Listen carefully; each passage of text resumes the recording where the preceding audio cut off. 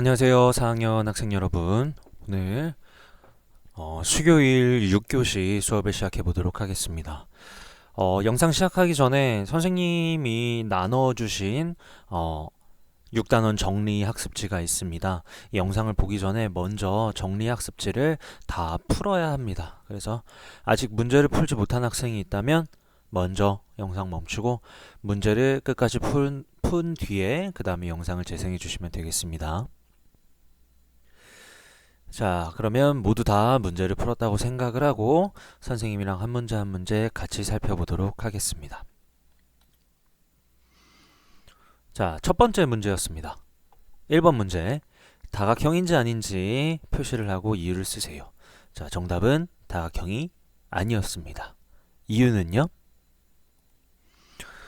다각형은 선분으로 둘러싸여 있어야 합니다. 하지만 여기 열린 부분이 있죠. 그래서 선분으로 둘러싸여 있지 않기 때문에 이것은 다각형이 아닙니다. 2번 문제, 3번 문제. 관련 있는 걷기 선으로 이어보세요. 자, 첫 번째 도형은요. 변이 5개인 오각형이었고요. 두 번째 도형은 칠각형이었습니다. 자, 그리고 4번 문제입니다. 주어진 선분을 이용하여 육각형을 그려보세요. 정육각형이 아니기 때문에 정답은 없습니다. 선생님은 선분 2개, 셋, 넷, 다섯, 여섯 이렇게 4개의 선분만 더해서 육각형을 그려보았습니다. 5번 문제.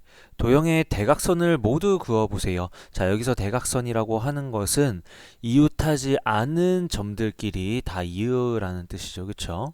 그러니까 이쪽 점에서 먼저 대각선을 긋는다면 여기 하나, 그 다음 여기 둘.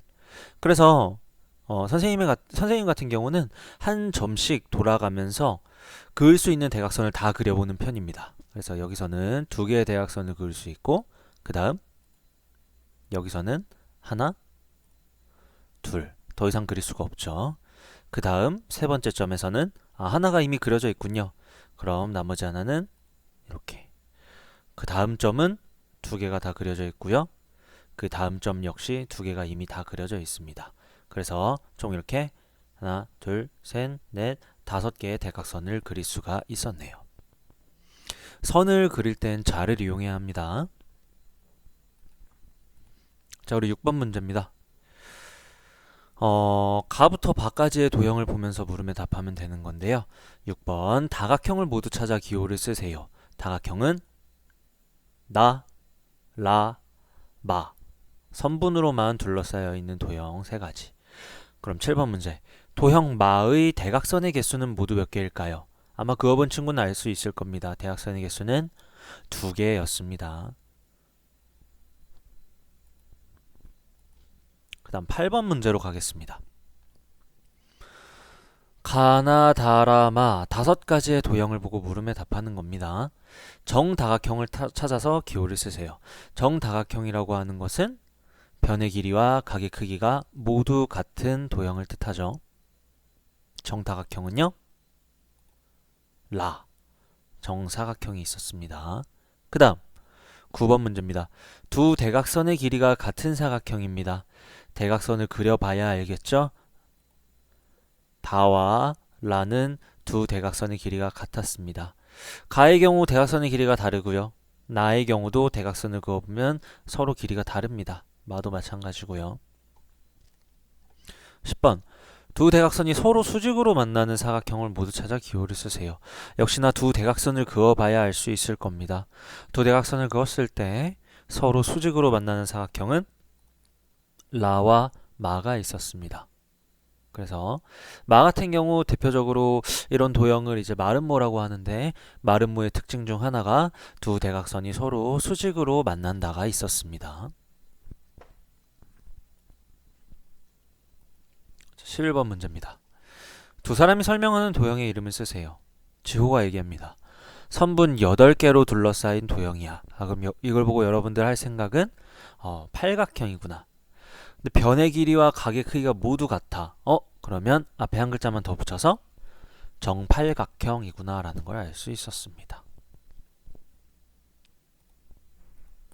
다음 12번 문제요.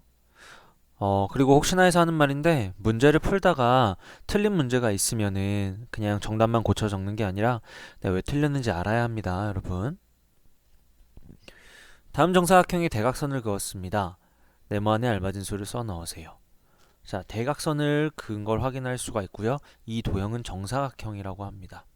그럴 때 정사각형의 특징 중 하나는 한 대각선이 다른 대각선을 수직으로 만난다는 특징이 있었습니다. 그렇기 때문에 수직으로 만난다면 이 사이에 있는 각은 당연히 수직인 90도가 되겠죠. 마찬가지로 또 하나의 특징은 대각선이 또 다른 대각선을 두 개의 같은 길이로 나눈다는 특징이 있었습니다. 딱 반으로 나누는 거죠. 이 대각선을 이 대각선이 반으로 나눈다는 거죠. 길이가 같은 반으로. 여기의 길이는 5cm였습니다. 13번 문제입니다. 오른쪽 도형에 그을 수 있는 대각선은 모두 몇 개인지 쓰세요. 한번 그어볼까요? 첫 번째, 선생님 이전부터 시작할게요. 하나, 둘, 셋. 더 이상 그을 수 없죠? 옆으로 이동합니다. 넷, 다섯, 여섯. 그 다음 하나는 그어져 있네요. 일곱, 여덟. 그 다음 두 개가 그어져 있네요. 아홉. 그 다음 다 그려져 있죠? 역시나 다 그어져 있습니다. 그럼 총 그을 수 있는 대각선은 9개가 된다는 걸 알 수가 있었고요. 14번입니다. 오른쪽 그림을 참고하여 정오각형의 5각의 크기의 합을 구하세요. 우리 여기서 많이 본 것 같지 않나요? 얼마 전에 수학 교과서에서 해결한 문제였는데요. 오른쪽 그림을 보면 정오각형인데 3개의 삼각형으로 나누어진다는 것. 이때 삼각형 한 개의 각의 크기의 합을 모두 더하면 180도. 그럼 180도가 하나, 둘, 셋. 180도가 3개 있으니까 540도가 정오각형의 5각의 크기의 합이라는 걸 알 수 있었죠. 그 다음 15번부터 20번 문제는 모양 조각을 보고 물음에 답하는 문제입니다. 가, 나, 다, 라, 마, 바 6개의 모양 조각이 있네요. 15번 문제. 위의 모양 조각 중 대각선을 그을 수 없는 것을 찾아 기호를 쓰세요. 자, 대각선을 그을 수 없다는 것은 모든 점들이 서로 이웃하고 있다는 뜻이죠. 모든 점들이 서로 이웃하고 있는 것은 가, 삼각형밖에 없습니다. 그렇기 때문에 대각선을 그을 수 없죠. 다음 16번입니다. 위의 모양 조각 중 정다각형을 모두 찾아 기호를 쓰세요. 자, 정다각형은 변의 길이와 각의 크기가 같아야 합니다. 아마 자와 각도기를 통해서 재어봐야 할 거예요. 정다각형은 가, 마, 바가 있었습니다. 다음 17번 문제입니다. 모양 조각 가를 사용해서 모양 조각 나를 만들려면 가 조각이 적어도 몇 개 필요할까요?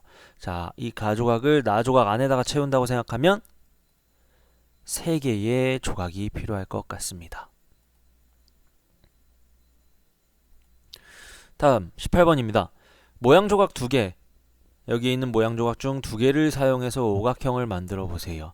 역시나 정답은 없는데요. 선생님은 이 삼각형과 사각형 모양을 사용해서 오각형을 만들어 봤습니다.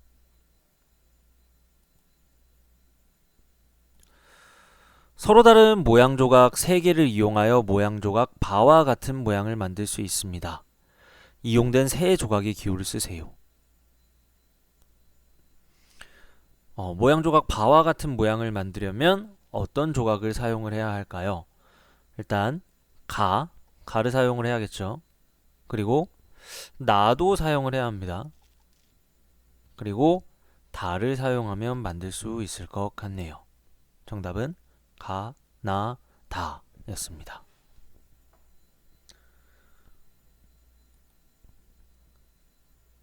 그리고 마지막 20번 문제에서는요. 위에 모양 조각을 사용해서 별 모양을 만들고 선을 그어서 나타내는 거예요. 즉 오려서 붙이는 것이 아니라 앞서 나온 모양 조각들을 선으로 그어서 별 안에다가 채워보라는 겁니다. 모양 채우기죠. 그리고 같은 모양 조각을 여러 번 사용해도 된다고 하니 여러분들 한번 다양한 모양 조각을 사용해서 별 모양을 채워보도록 합니다. 네, 이렇게 오늘 수학 첫 번째 복습으로 다각형 공부를 마치고요. 다음 수학 시간에는 5단원 꺾은 선 그래프로 만나보겠습니다. 다음 수학 시간 시작하기 전에 수학 시간에 꺾은 선 그래프 학습지를 먼저 풀고 그리고 영상을 재생해 주시면 되겠습니다. 오늘 공부 수고 많았습니다.